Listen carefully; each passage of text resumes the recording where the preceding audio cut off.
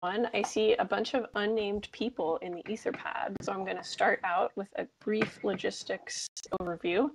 This is Etherpad. If you've never been on it before, it's a way to chat and take notes collaboratively all at the same time. But in order to make it fun, we need to know who you are. You are in charge of picking your own color.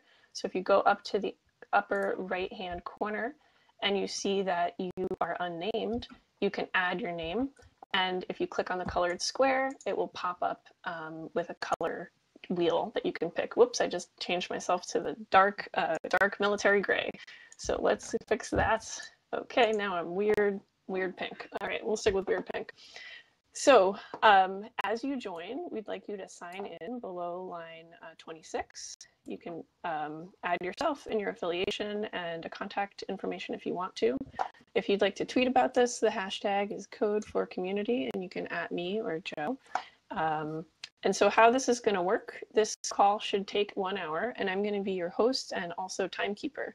So the speakers have about 7 minutes to talk, and we're going to try to get through and end the call on time. The speakers will talk. The talking will be live streamed, which is hopefully happening right now. And if you're listening to the live stream, you can add questions and comments for the speakers below their section. So, and additionally, we'll be taking notes on the calls so that there is a record of what we've been talking about, and you should add questions. So as we go down, you can also, if you're working on a project and you'd like to update people on what you're doing, or if you're like looking for a gig or looking to hire someone, you can put that in the lower part of the pad that's below line 200. That's events, opportunities, and then we have some announcements on line 82. And if you've got an event coming up, feel free to drop it in there. All right, so we've got a lot of people. We've got names coming in. All those unnamed people, I see you. I see you up in the corner of the pad. Write your name. That way we can see you. Someone's asking if there's a way they can join from their phone. I don't know. But maybe someone else can chat with them about that. All right. Bruno, Jim, this is awesome. It's great to see everybody. So I'm going to keep it moving because I also have a strict time limit for the intro material. So I want to quickly introduce myself and Joe. So I'm Danielle, and Joe, can you say hi? Hi, I'm Joe. That's Joe.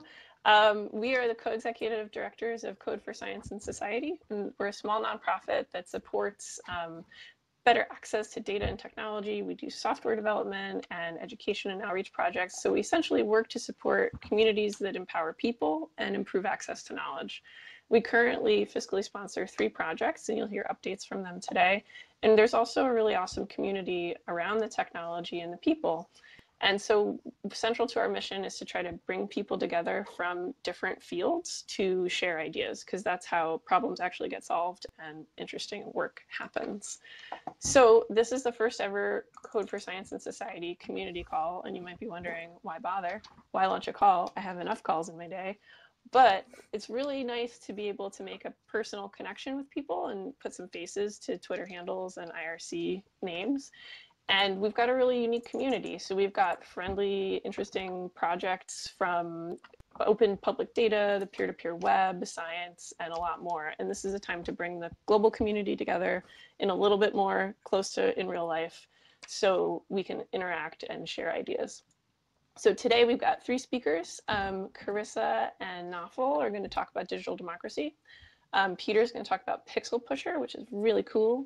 Tara and Paul, yeah, Paul's here too, are going to talk about Beaker browser.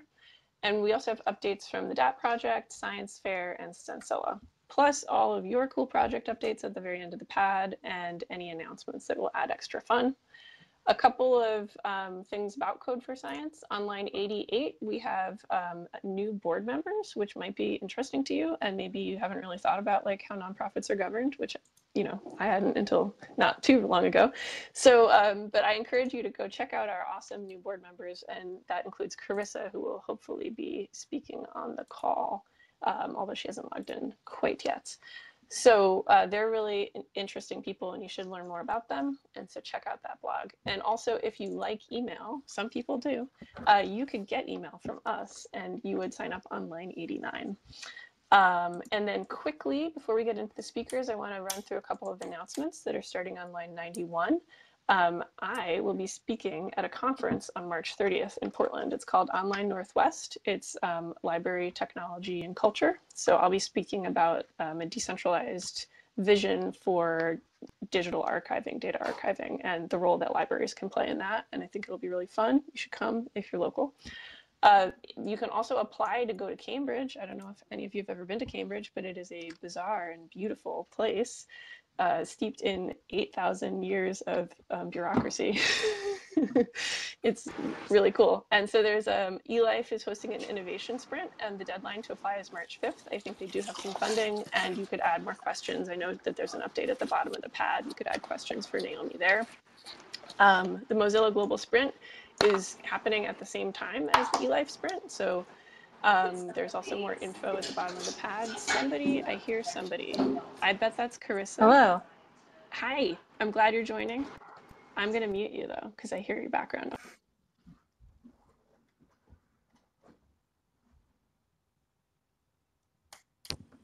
Danielle, you muted yourself. Yeah. Crap. I said I was going to be the mute master, and then I muted myself. So this is off to a great start. Carissa, well, you're not loud anymore, so I'm just going to leave it. Hi, Aurelia. I see you're back on in case I need help. All right. So 2 more events I want to call out. Tara, who's up on this grid of people from Beaker Browser, and Matthias, who's a DAT lead developer, who's not on this call because he's on a plane. Will be speaking at South by Southwest, and check out the link on line 98. And then Paul, also from the Beaker Browser, will be speaking in London on March 21st. So if you're in the UK and you haven't gotten to play with Beaker, you should go check that out. So sweet, I'm 3 minutes ahead of my schedule, y'all. So I want to jump in with our speakers from Digital Democracy. Take it away, Carissa and Nafel. Hey, everybody. I'm Carissa, and I just started working at Digital Democracy.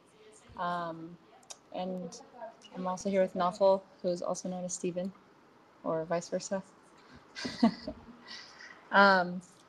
We work with a variety of different indigenous communities, and they want to map their territory. And a lot of this has to do with protecting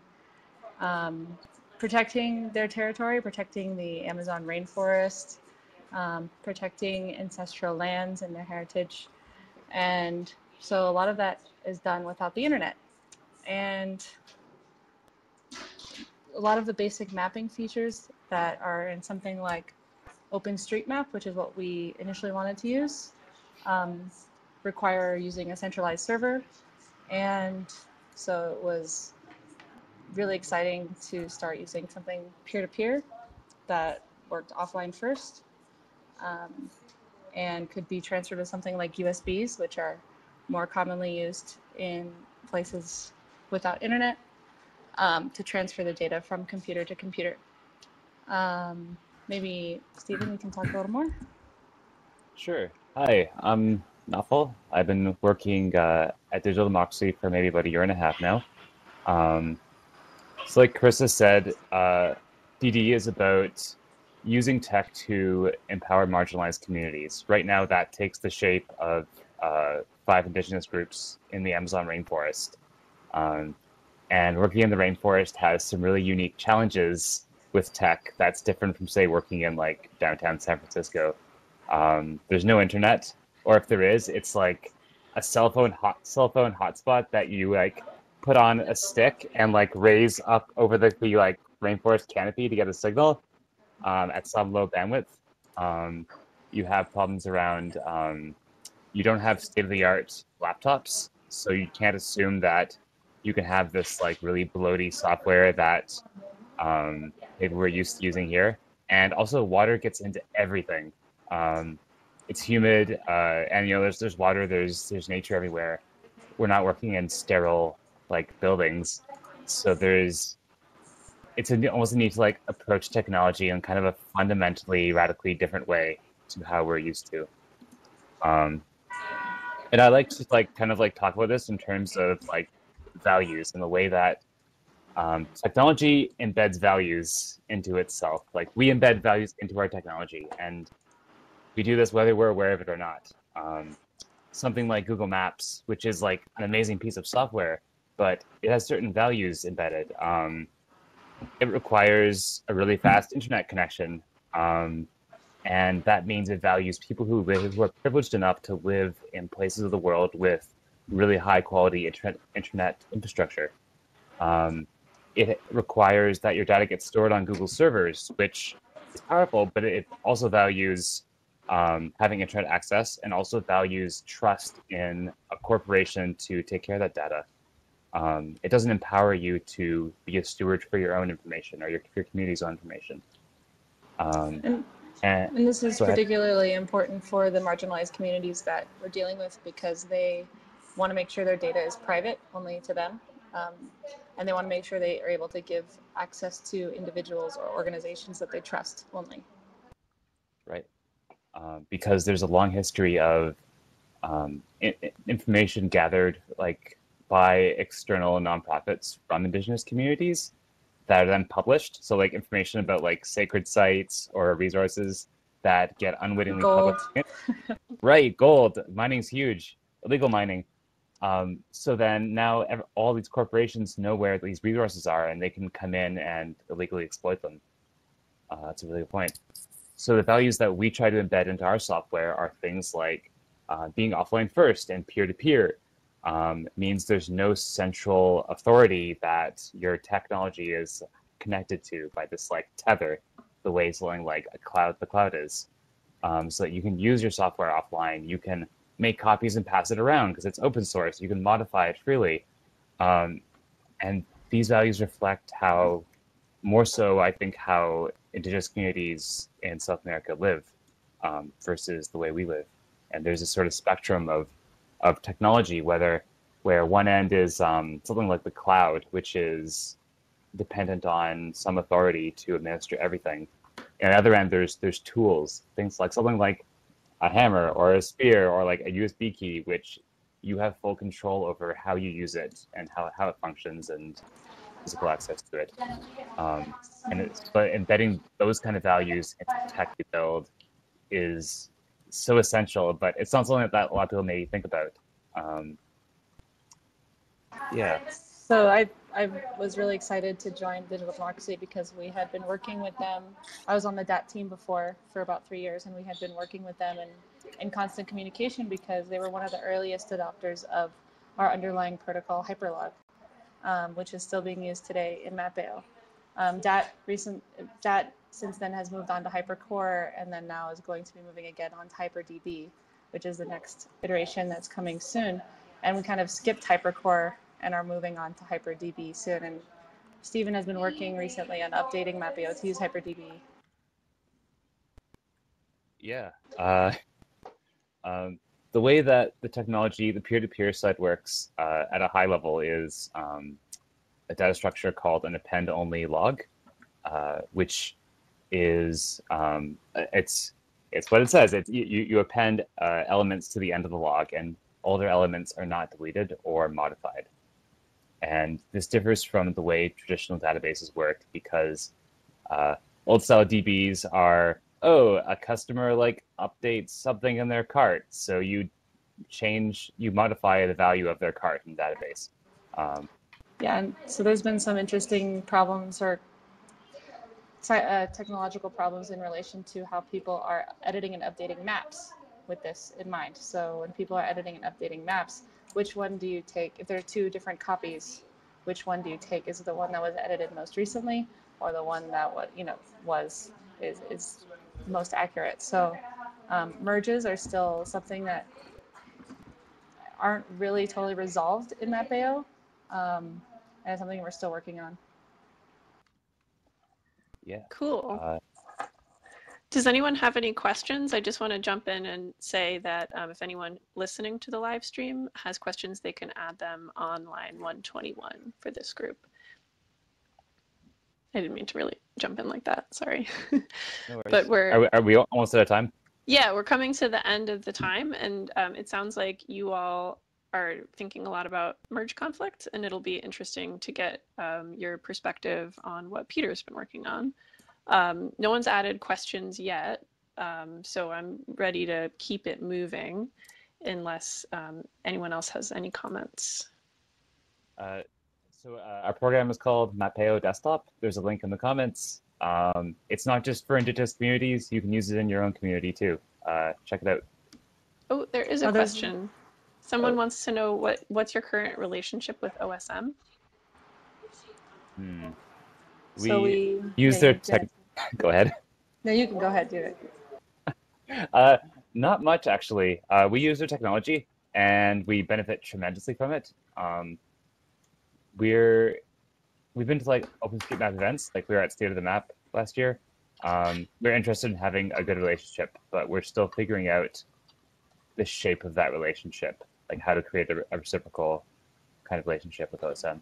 Yeah, we use their graphical interface for the desktop app, which is they've created one that works in the browser and has a server, and we basically forked that and made one for the desktop app that works with Electron. And we take their changes, but a lot of our changes that we're making are very specific to offline use. So we're not making any upstream changes to them. It's all forked for offline use. So there's one more question, and then I want to move on to the next speaker. Someone is asking, maybe this is Joe actually, what's the biggest hurdle to making data usable across communities? What do you mean by usable? Well, one challenge is there's no internet, so you need to move data around, which means loading data on USB keys and like taking them in a riverboat up to the next village and syncing that data, which is slow, but it's very reliable. You have to deal with networks being like flaky and stuff. Yeah, I'm not sure if that answers the question. Yeah, thumbs up from Joe. All right, maybe reusable, but I'm going to move on so that we have time for everyone. And so I want to now introduce Peter. He's got all the cool games in his background there. And he's going to talk about something called Pixel Pusher and do a little demo for us. Oh, he's muted. You're muted. Every time. There we go. Danielle, I'm Peter Van Hartenberg. I'm a member of a small distributed research lab. We have members sort of in Germany and Florida and on the west coast of the US and other places. And we have some of our research is around how to make applications that work. And by that, I mean applications that work when you're in an elevator or a train, or you just generally don't have internet. Maybe you're in a boat up the Amazon. And so we've run a number of experiments now, and I'm going to share our most recent work with you, which is a program we call Pixel Pusher. So Pixel Pusher was an experiment in asking how collaboration works in decentralized applications. It's relatively straightforward. You know, we've had BitTorrent for decades to post files with their hashes and then look them up and download them with the DHT. And if you want to learn more about that, go look up how BitTorrent works in Wikipedia. There's a lot of great writing out there. And so we were drawn into this space and saw some opportunity with something called a CRDT, which is a conflict-free replicated data type.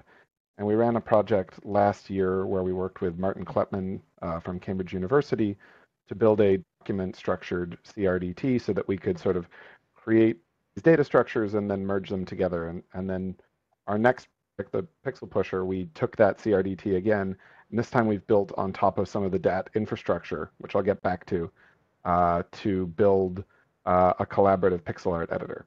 But I don't want to get into the computer science just yet. Let's actually just take a look at this. So Pixel Pusher is a set of modifications to a project by Javier Valencia. He's a Spanish developer who built this pixel art editor that we have now extended. So can everybody see my screen there? Can I get a thumbs up from somebody? There it is. Got it. I'm not much of an, but let's give the tree some, or maybe it's an apple tree, so we'll put some dots here. So you can see this is a pixel art editor. I've got a palette on the left, and I've got a tree in the middle here, and I can draw on it. And this is where things start to get interesting, which is up here, I've got this little versions panel with some avatars in it.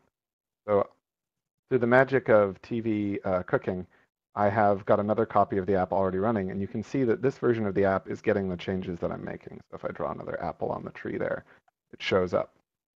Now that's not much of a trick for people who are used to decentralized apps. What I've done is I've taken this URL here. This is a sort of base 58 encoded just dat URL, basically. This is the public key encoded with uppercase and lowercase letters that's shorter.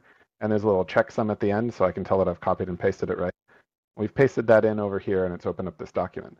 Now, what's kind of interesting that most other DAT projects can't do is that I can actually draw on this one, too, and the changes will propagate back. We're going to come back to how that works, but I want to talk a little bit more about user experience. So it's very common. Okay, this is great. This is real-time collaboration. This is Google Docs over DAT, and that's neat. But of course, if you are building on top of a peer-to-peer network, you have to deal with the question of what happens if somebody goes away. So let's close one of our clients here, and let's draw some grass. Our image here. So this is one of my users. Okay, so they've drawn grass, and then maybe they're going to paint the sky here as well. Great. Now we have a grassy field with the sky. Let's close this one as well. Oh, geez, now I have to remember which app is which here. I think this is the one I want. No. Too many terminal windows open. I think this is one. We're going to reopen our first one. Hopefully this is the one that I didn't make the changes on. And under the hood, this is an Electron app. We're building on Electron so that we have the ability to use a bunch of DAT infrastructure and open network ports and so on. Oh, this is the wrong one.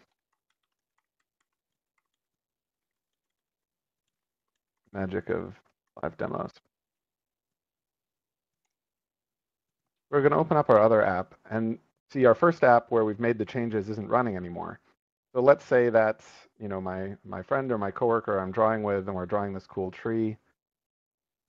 And maybe I decide that it's actually winter. Oh, I've pulled the changes. How is that even possible? Wow, better than I thought. All right, I'm going to think about what just happened there for a second. There's nothing else running. How did I do that?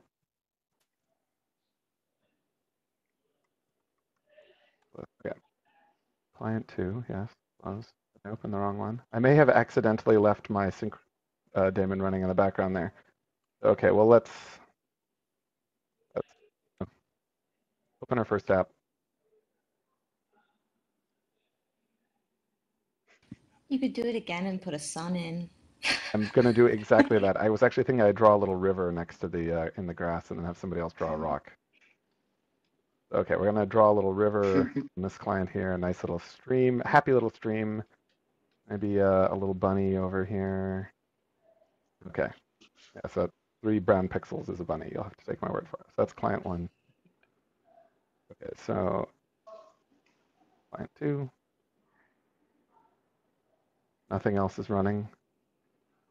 Just spooky action at a distance. And actually, it's interesting when these kinds of things happen because it really shows that the kind of user interface metaphors and the expectations we have around software works kind of starts to break down in a peer-to-peer environment. And I don't think we have kind of ways to communicate these things. So maybe there's a rock there, and I don't know, let's draw a little field with some flowers over here. Okay, so now we have both we have this app with some changes. Let's come back here, and we're going to open the other app up. And now what's going to happen is we're going to have a conflict. So the 2 apps now have different ideas about how the world should look, and they've both edited some of the same pixels. Now, the magic of these CRDTs is that we can detect when this case occurs. Boom, you see they've exchanged their changes. And now I have highlighted, because the CRDT can tell when 2 different users have tried to modify the same field, puts those into a list of conflicts.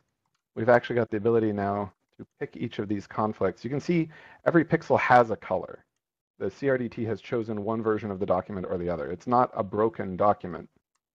but we can explicitly choose if we don't like the default choices that the algorithm has made. So I can say, well, I want these pixels to be blue. We'll just lose the rock. And yeah, let's keep the orange over here. And you can see now the two images are the same, and we've gotten rid of the conflict. Now, this is cool, and this is, sort of solving the like online, offline, real-time collaboration case. But sometimes we might want to try something that is maybe a little more controversial. So maybe what I want to do is actually come over here and consider making this nighttime. And so I'm actually going to say, maybe the tree would look better if this was a night sky instead. Doesn't that look a little more dramatic?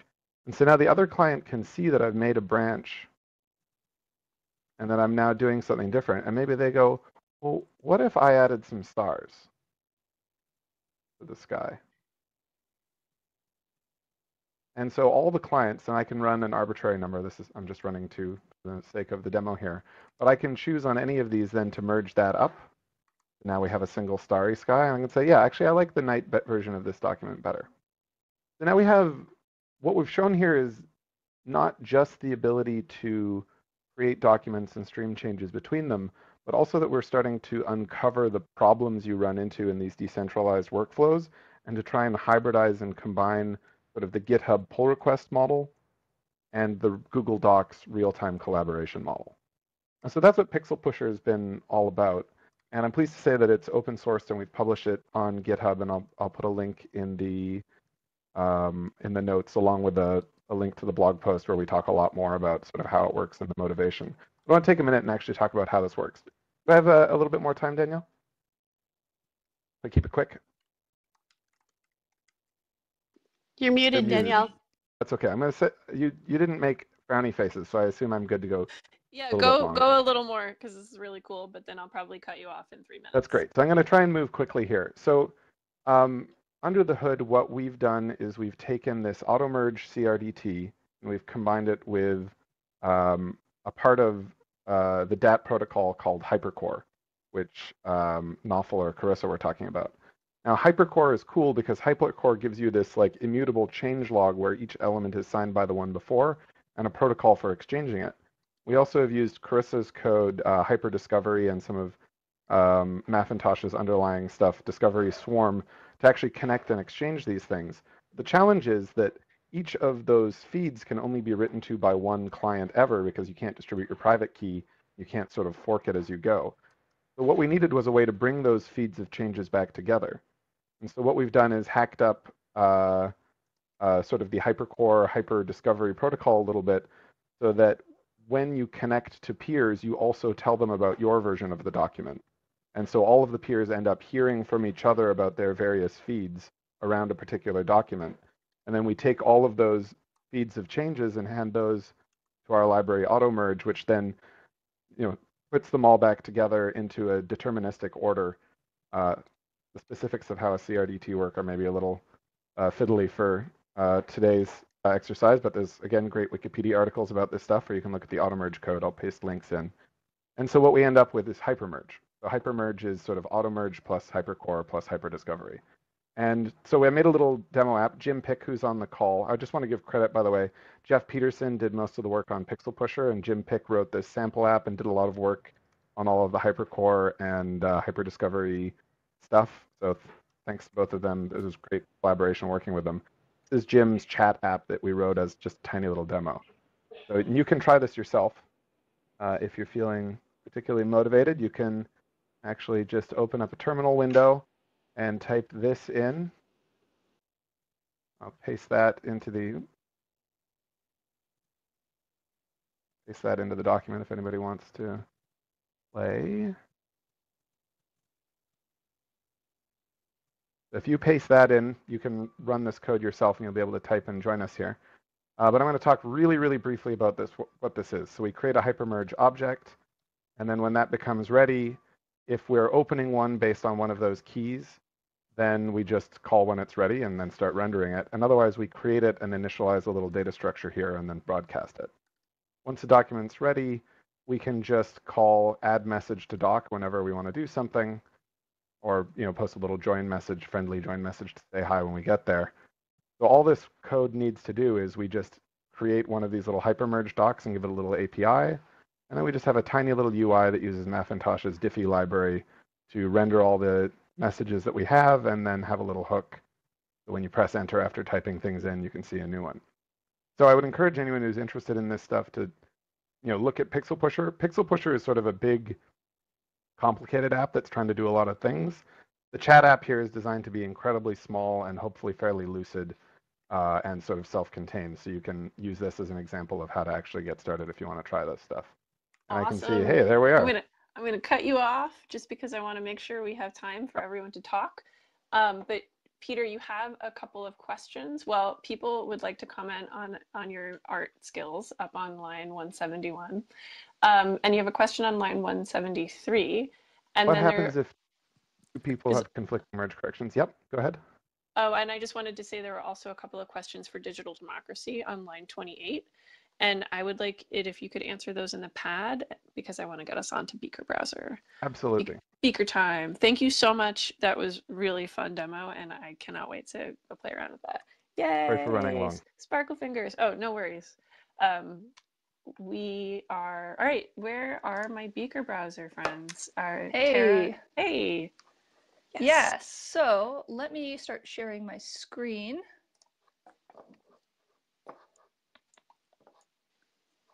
Let's see.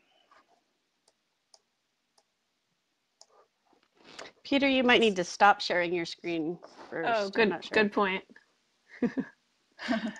I'm a pro call moderator here.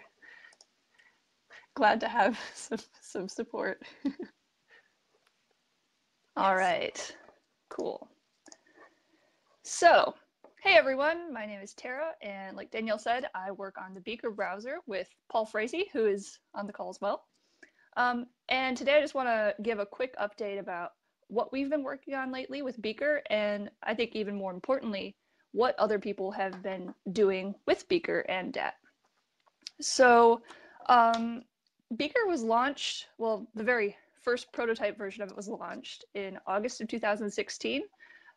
Paul had gone to the Decentralized Web Summit and been really inspired seeing what was going on with DAT and the work that IPFS was doing, and decided to package it all together into a peer-to-peer browser. What is Beaker then? Beaker is a peer-to-peer web browser, like I said, and what that basically means is, in addition to supporting HTTPS websites, you can browse DAT websites. And more than just browsing websites, we've actually added some cool JavaScript APIs so that developers can not only read DAT websites, but write files to them. And that turns out to be pretty powerful, and I'll show some of that off in just a second. But overall, I think Beaker is basically an exploration of what happens when you put a peer-to-peer protocol inside of a browser. So you might be wondering, why would we even build a peer-to-peer browser? Well, one of our core motivations is that a lot of content today on the web is published through a handful of platforms. And more than just giving these platforms kind of a scary amount of insight into our communications and activities, these platforms have pretty tight control over what we get back in return. So like what our information diets look like. And on its face, that's not necessarily a problem. But we think it is a bit problematic that as users, we don't have much insight or control over how these apps work. So we can't even get a chronological feed. Instead, the feeds that we consume every day are driven mostly by what's going to get the most attention and drive engagement. So one of our core motivations is to see what happens when you make it possible for users to connect directly to one another. Just cut the platforms out entirely. So instead of sending messages or documents or event pages or photos through Facebook, what if you just sent it from one computer to another? And that's what we're trying to do with Beaker. So let me show you what we've been up to lately. And for those of you who have used Beaker before, a lot of this won't be surprising or new. Beaker is a browser, first and foremost. You can browse regular websites like you would expect to. So this is the HTTPS version of the Beaker website. You can click links just like you would expect. But like I mentioned before, you can also browse DAT websites. So if I change the URL to use the DAT protocol, the only thing you're going to see change here is just that protocol up in the URL bar. The page works just as you would expect it to. More than just browsing websites. So what we think is really, really cool about putting a peer-to-peer protocol in the browser is that you can create and host websites from the browser. So let's see how that works. I'm going to go over to this menu here and click Create New Website. And what this does is mints a new DAT URL for me and pre-populates the website, the DAT website, with some templated files. So we have an index.html here that's fairly simple. We've got some very basic styles. And if we open up this website, we can see it in action. It's a very, very simple website with some pretty ugly styles, but you could share this URL and you would be able to, if I showed this URL, you'd be able to open this website. So that's pretty cool, but plain static websites aren't terribly exciting. So why don't we check out some applications that people have built with Beaker and with DAT. Let's see here. This is a photos app that I actually built. And basically what it does is it lets you create photo albums and then share those photo albums. So this is a photo album I made of my cats earlier today. And you'll notice that it has its own DAT URL. And that's because every time you create an album with this app, it mints a new DAT website so that you can share that website as a photo album. And I can actually see that website in my Beaker library. So I can actually check out all of the individual files that compose the website. Okay, so that's pretty cool. It's a photo album app. But what about something more interesting like blogging? Well, a lot of folks have taken it upon themselves to make little mini CMSs. One of the first ones that we saw come out was something called Pipette, which was also made by Jim Pick. Jim has been a very active and prolific DAT developer. He made this using DAT, Beaker, and the Netlify CMS, so it's pretty cool. Another person decided that they wanted to make something that mimics Medium, so they called it DAT Medium.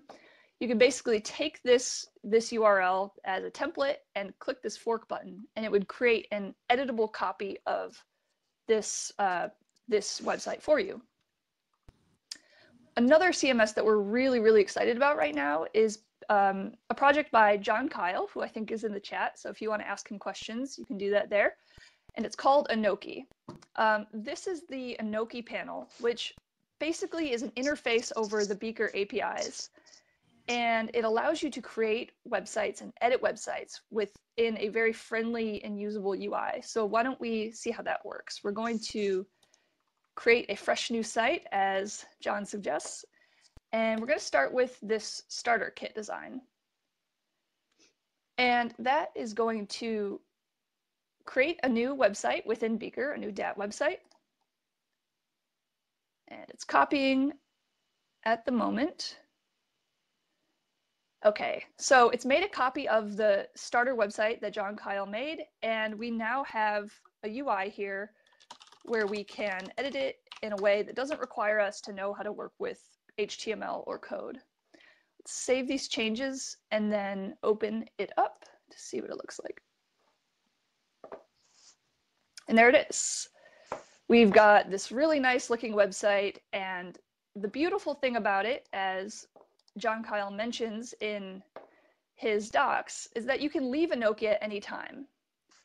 It's not a tool to lock you into the platform. It's just a tool to help you build a website and to publish content. And I think that's something that's really special about DAT and the peer-to-peer web, is that it's really hard to lock users into any one tool or platform. And to demonstrate that, next I will show off a tool called Rotonda. I'm not sure I'm pronouncing that correctly. Rotonda was a social media style application made by someone who goes by Devine. Again, I don't know if I'm pronouncing that correctly. And he put together this really neat feed style application where people could follow each other and rehost each other's content. And even cooler than being able to connect and publish directly is that these feeds are totally customizable. So this is another person's Rotonda feed, and you'll notice that it looks quite a bit different. They've changed the colors, they've changed the layout a bit. And they're still seeing a lot of the same content that we see on this feed, because there's just because you change the styles or the layout doesn't mean that you have to change the data formats. So this was a really neat thing to see emerge. And after Rotonda was made, Paul and I decided we wanted to experiment with a different kind of UI and a different sort of application layout. So we made something called Fritter, which was meant to be a very obvious ripoff, if you will, of what the Twitter layout looks like. And here it is. So if you use Twitter, this should feel pretty familiar. I can write a post. I'm going to say hello from the DAT community call, and it should show up in the feed below. And this is all happening over the DAT network, right? There's no service here involved. There's no service in charge of writing the code or deciding how this code should work. If Jim Pick, for example, decided he didn't like Fritter and wanted to use a different app for consuming these posts, he could simply make a copy of Fritter and make some tweaks, and it should all still work the same. And that's something that we think is really important with how applications should work on the web. Tara, I'm going to have to cut you off soon because we're running yeah, that was a little actually long. the last thing I wanted to show off. Awesome. Perfect. So you if do you want to have install Beaker, there's a link. You can also support our work on Open Collective. Yeah. Can you drop in the Open Collective, etc., into your notes and any other things? And then you have a bunch of questions starting on line 211. But cool. Because of the time, can you answer those just in the pad, and then we'll keep going with the DAT project update. Sounds good. All right, awesome. Thank you, Tara, and I'm super excited to see the new Inoki. I've been hearing a lot about it, and I signed up to be a beta tester person. Just hint, hint, John Kyle. Waiting, my inbox is waiting. So I'm really excited to see it. It looks beautiful. So now we're going to move on to the DAT project update, which is going to be given by me and Joe. As we said in the beginning of the call, Joe and I are co-EDs of Code for Science and Society, and we both came to the DAT project from different places. I have a PhD in neuroscience, and so I first got to know it as a way to move large data sets around. Obviously, there's a lot more that you can do with DAT, and Joe came from a similar place, also research. Joe, do you want to do a quick introduction for yourself? Yeah, sure. I came from a research background, but sort of was building data platforms for NGOs in developing countries, and then have been working on the DAT core team for about 2 years now. Yeah, so we have two types of updates for DAT. One is an update from the DAT in the Lab project, which I'll do. And so that's a project where we're funded by the Gordon and Betty Moore Foundation. You may know Moore from Moore's Law. Thank you, Gordon and Betty. And they fund us to work directly with researchers who are doing data intensive work to uncover ways to automate research data management best practices using DAT. So essentially use DAT's automated syncing and data set versioning to help researchers better manage their data. And so that project, I don't want to spend too long on it, but you can check it out on the blog. And there are two things that have come out as really huge needs for researchers, which will probably resonate with some of the people on this call. One of them is containerizing research environments. It's still really hard to share complex analysis pipelines and to share them between collaborators. So a pipeline that runs on a cluster at UCLA, we were working with a group at UC Merced, and they had been trying to get it to run for many months, and we're having problems. So we're working with them to develop a way to use DAT as part of a versioning system for compute environments, so that you can share an entire, since everything is just data, you can share the compute environment and analysis code and data with a collaborator, and then make changes to it and automate the versioning. The other issue that researchers still have is data transfer, especially when you're dealing with a lot of files, large files, is still an issue for many people. So to address that, we've been working on how to update the CLI, the command line interface, to address some of the issues that the researchers have had. So those are two products that you can look forward to coming down the pipe from that project. And now I'm going to turn it over to Joe. So I'm going to go over a little of what we've been doing in DAT the last few months. One of the big things that we're trying to do right now is sort of formalize the DAT specification. So we convened a DAT protocol working group, and I put a link in there for the GitHub organization.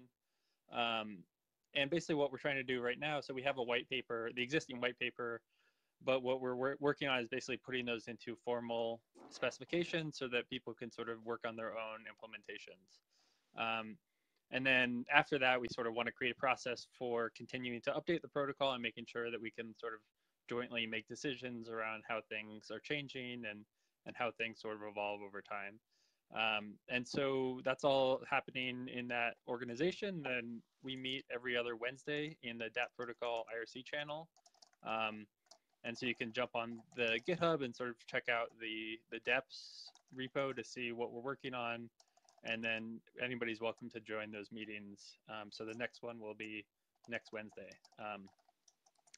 And then as far as the sort of what we've been working on within DAT, a lot of the work is going in HyperDB right now. So Matthias has sort of been working a lot on that, and that's going to hopefully address the two major blockers that we've been sort of seeing a lot, which is one is that sort of sharing many files has been an issue, especially if you're sharing like a ton of files within one folder.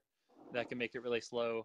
And then the other issue is basically having it so multiple people can add to a single DAT. So that's sort of what we saw with what Peter and they did with Pixel Pusher, is sort of making it so that you can do that. And so HyperDB sort of adds that into the DAT software itself. So the first major release of HyperDB should be happening soon. And then the next step there is sort of integrating that into Hyperdrive. So if you're interested in sort of how that will work, that will be some of the discussion that we have in the DAT protocol working group, and just sort of how that works. But we'll be starting to sort of talk about how to integrate that and how to get the multi-writer and those things worked out in the future. And that's all I have for DAT. I can answer the question since I think we have a little time. So the other language implementations, I think we have some people working on a Rust implementation in their free time. But I know that basically that was one of the major motivations for the DAT protocol working group, was to really formalize the specification so we could have other implementations. So we have some like integration test suite that we're working on, so people can use that to test their implementations, but really making that so that other people can start to contribute outside implementations. So I don't think as a group working on the DAT core stuff, we don't have plans to sort of spend our time on other implementations, but we want to make sure that other people can do that if they're interested. Yeah, that sounds... Yeah, that's all I have. Okay, I'm going to keep it moving just because it's 11:48 and I want to be mindful of everyone's time. But because Rick isn't feeling well, so he's not here to give the science fair update, I'm just going to point you all to the notes on Science Fair and the link up for the app on line 311. Science Fair is built on DAT, and it's a really interesting prototype for how researchers might share collections of publications, which can currently be kind of hard to do. So I don't want to spend a lot of time there just because we're short on time, but check it out there. And if you have questions, drop them in and I'll forward them on to Rick at a later time. And then I'd like to introduce Nakomi, who is right here on the call, and he's going to talk about Stencilla. That's another project that's supported by Code for Science and Society. Hi. Yeah, hi, I'm going to talk about Stencilla. Many of you might have seen some demos of this before and previous calls like the Mozilla Science Lab calls. So I was just really going to give you a quick update and maybe a bit of a demo. We've been really busy just trying to consolidate and document what we've been doing over the past year with Stencil towards getting a major release out in the next month or two. We're hoping to do that by the end of March, but it might end up being sometime in April. So there's a bunch of things we've been doing for that, upgrading the user interfaces. We've got a new project-based user interface, which bundles together both articles and the spreadsheets. And we've been trying to make it easier for people to contribute functions to Stencil and spreadsheets in particular, allowing people to contribute things like Python and R functions so that people that aren't used to coding can use those functions more easily in a spreadsheet type environment. The other exciting thing that we've been working on is interoperability with Python, Jupyter Notebooks, and R Markdown. So we've got converters that people can take their existing reproducible documents and import them into Stencil and then work in a WYSIWYG type of environment before publishing those documents. So I'll give you a bit of a demo. I'll try and show you my screen here.